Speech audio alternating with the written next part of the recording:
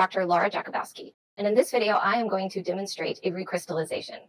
The materials that I will use are some benzoic acid and some deionized water as my solid and solvent. You may have a different solid and solvent system, but the technique will be similar to what I will demonstrate. The other items we will need are a digital balance, a weighing boat and a piece of weighing paper, a metal spatula, and a glass pipette with a pipette bulb, an Erlenmeyer flask. I have a 125 milliliter size, a magnetic stirring bar, and a stir bar retriever.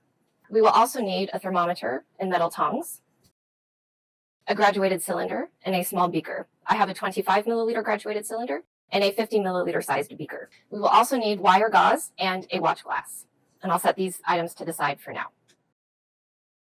To start, I'm going to put 1 gram of my benzoic acid into my Erlenmeyer flask. First, I will tap some of the solid into the weighing boat.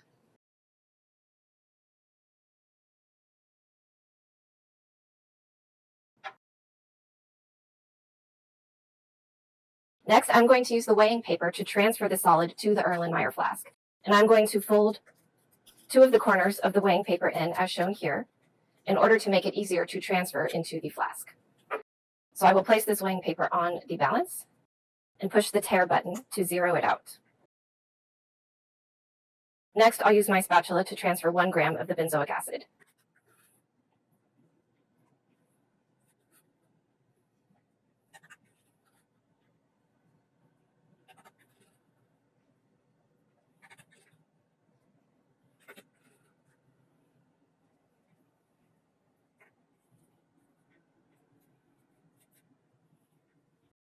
I did not take enough.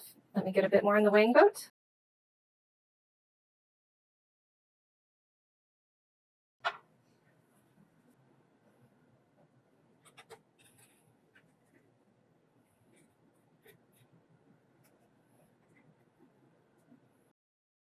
We are looking to get close to 1 gram. It does not need to be so precise though.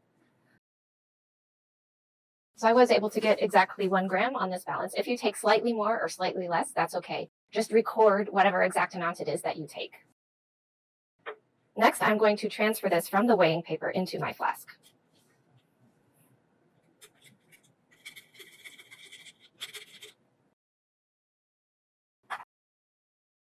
I'm going to pour 20 milliliters of my solvent, which had been deionized water, into the flask. I will measure this using the graduated cylinder.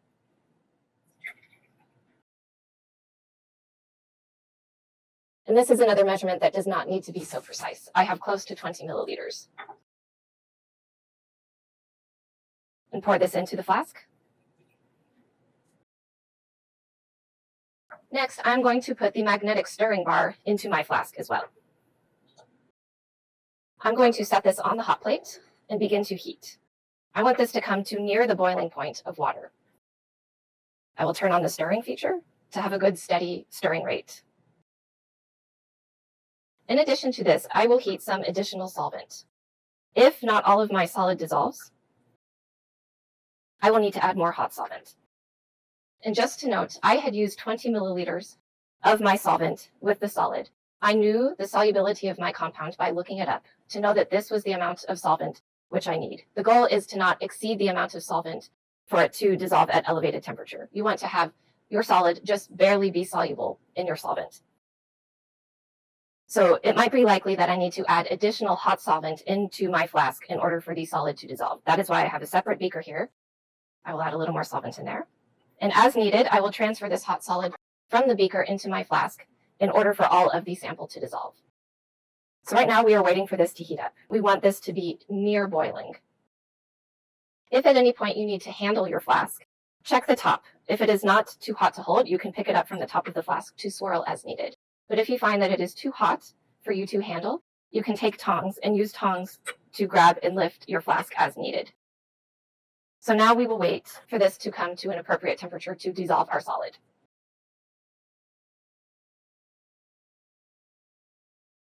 I can see that my solvent is starting to boil slightly, but I still notice solids in my flask. So I'm going to add a bit more of my hot solvent.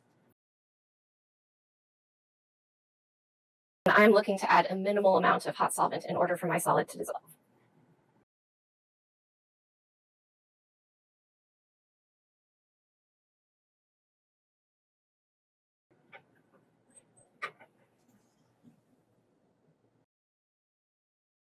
it now appears that all of my solid has dissolved. So I had it on a medium heat setting. Now that it has dissolved, I can turn off the hot plate. I'm going to transfer the flask to the wire gauze in order for it to cool slowly.